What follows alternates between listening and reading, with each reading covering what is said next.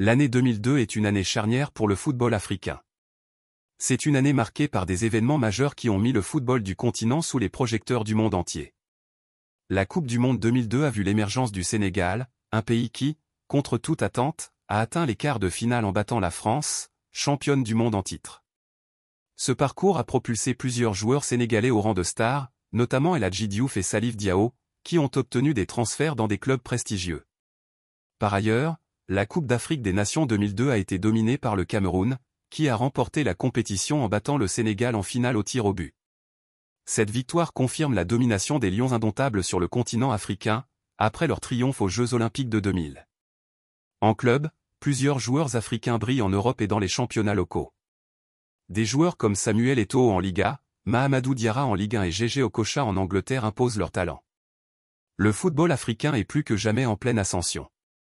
C'est dans ce contexte que la Confédération africaine de football, CAF, a décerné le Ballon d'Or africain 2002, récompensant le meilleur joueur du continent au cours de l'année civile. Classement complet du Ballon d'Or africain 2002. 10 Didier Drogba, Côte d'Ivoire, Guingamp. Didier Drogba est encore un jeune joueur en pleine ascension en 2002. Après des débuts difficiles au Mans, il explose enfin avec Guingamp en Ligue 1. Son style de jeu, basé sur sa puissance physique et sa capacité à marquer dans toutes les positions, fait de lui un attaquant redoutable. Son talent est remarqué par plusieurs clubs européens, et il attira l'attention de l'Olympique de Marseille qui le recrutera en 2003. Bien qu'il ne soit pas encore au sommet de son art, son potentiel est évident. En 2002, il inscrit plusieurs buts importants en Ligue 1 et se fait un nom parmi les futurs grands joueurs africains. Son inclusion dans ce classement est une reconnaissance de son ascension rapide. 9 Nwankwo Kanu, Nigeria, Arsenal. À 26 ans, Kanu est déjà un joueur établi du football africain. Il joue pour Arsenal, où il est un membre respecté de l'équipe. Son style de jeu technique et imprévisible fait de lui un attaquant unique. Cependant, en 2002, il n'est plus un titulaire indiscutable dans l'équipe d'Arsène Wenger, qui privilégie d'autres attaquants comme Thierry Henry et Denny Bergkamp. Malgré son temps de jeu limité, il reste une figure emblématique du football nigérian. Son influence dépasse le simple cadre du terrain, et il continue d'être un modèle pour les jeunes joueurs africains. 8 Kolo Touré, Côte d'Ivoire, Arsenal. Kolo Touré fait ses débuts avec Arsenal en 2002. À seulement 21 ans, il est encore en phase d'apprentissage, mais il impressionne par sa polyvalence et sa capacité à s'adapter à plusieurs postes en défense. Arsène Wenger voit en lui un défenseur d'avenir et lui donne progressivement du temps de jeu. Touré se distingue par son engagement, sa rapidité et son sens du placement. Il deviendra plus tard un pilier de la défense des Gunners et l'un des meilleurs défenseurs africains de son époque. 7 Salif Diao, Sénégal, Sedan et Liverpool. Salif Diao est l'un des grands artisans de l'épopée du Sénégal en Coupe du Monde. Son rôle au milieu de terrain est fondamental pour l'équipe dirigée par Bruno Metsu. Son travail défensif, sa solidité dans les duels et sa capacité à se projeter vers l'avant en font un joueur clé du dispositif sénégalais. Ses performances lui valent un transfert à Liverpool, où il peine cependant à s'imposer. Malgré cela, il reste un joueur très respecté sur le continent africain et un symbole de la génération dorée du Sénégal. 6 Osam Hassan, Égypte, Zamalek. Légende vivante du football africain, Osam Hassan continue de briller malgré son âge avancé. À 36 ans, il reste un buteur redoutable avec Zamalek et un leader pour l'équipe nationale égyptienne. Son expérience et son sens du but font de lui une référence pour les jeunes joueurs du continent. Bien qu'il ne soit plus au sommet de sa carrière, son influence dans le football africain reste considérable. Il est respecté pour sa longévité et sa constance au plus haut niveau. 5 Mahamadou Diarra, Mali, Olympique Lyonnais. Mahamadou Diarra est l'un des meilleurs milieux défensifs africains de sa génération.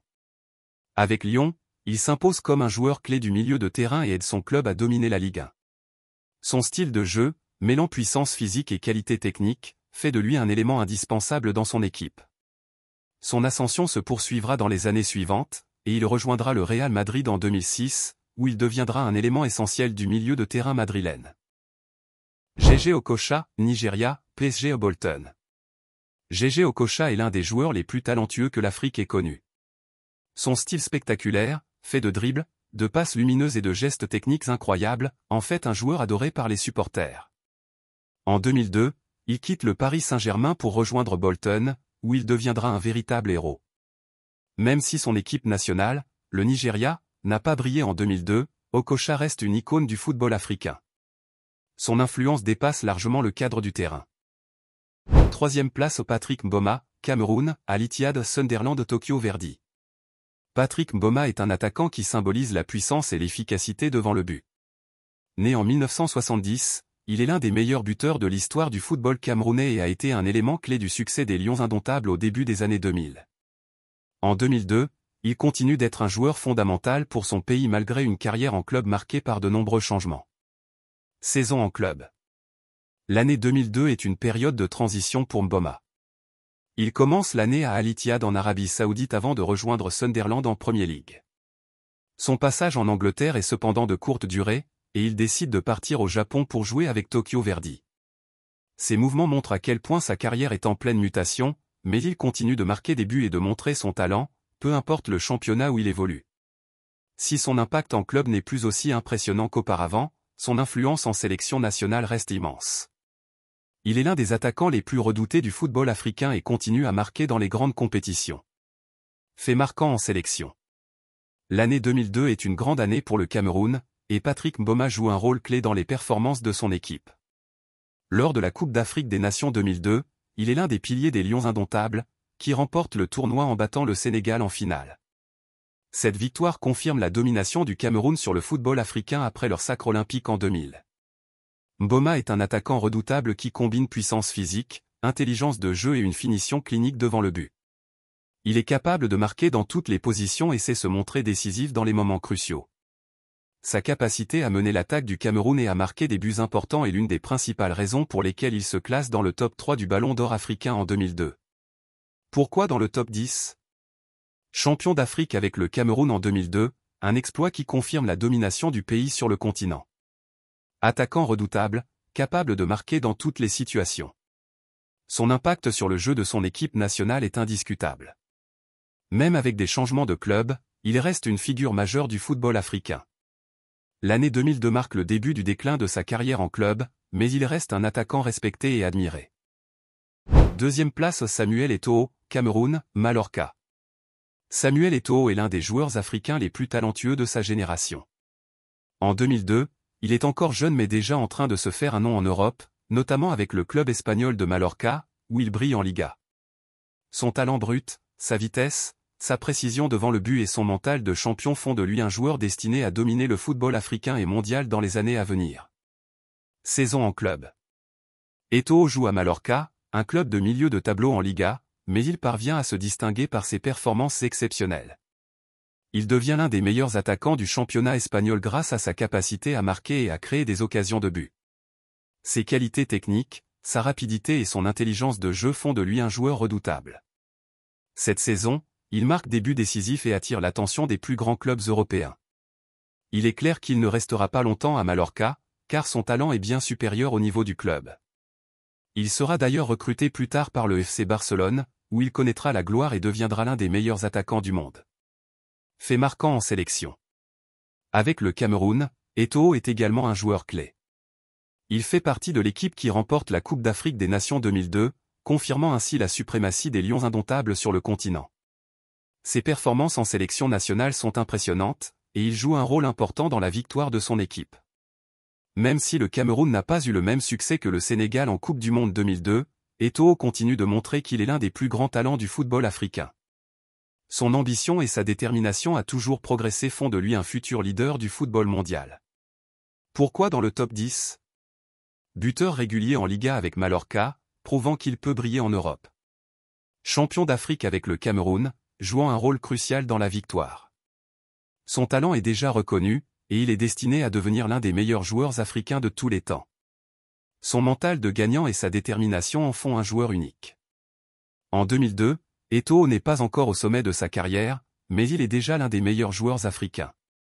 Ce n'est que le début d'un règne qui durera plus d'une décennie. Première place El Hadji Diouf, Sénégal, lance Liverpool. El Hadji Diouf est le grand vainqueur du Ballon d'Or africain 2002.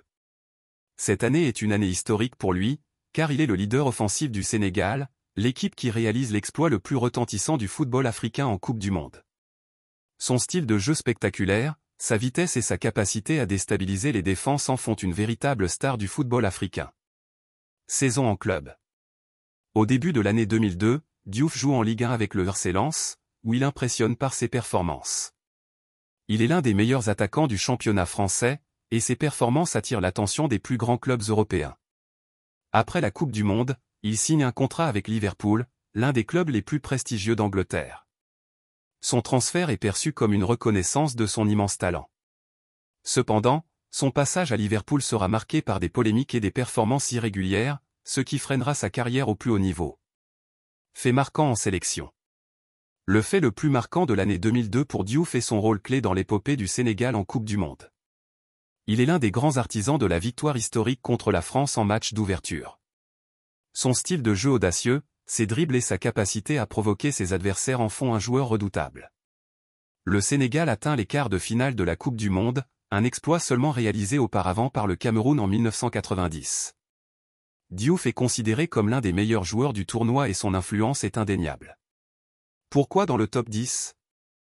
Héros du Sénégal en Coupe du Monde, menant son équipe au quart de finale. Transfert retentissant à Liverpool, preuve de son immense talent. Dribbleur spectaculaire, capable de faire la différence dans n'importe quel match. Première star sénégalaise à recevoir le Ballon d'Or africain. El Hadji Diouf restera à jamais l'un des joueurs les plus marquants de l'histoire du football africain.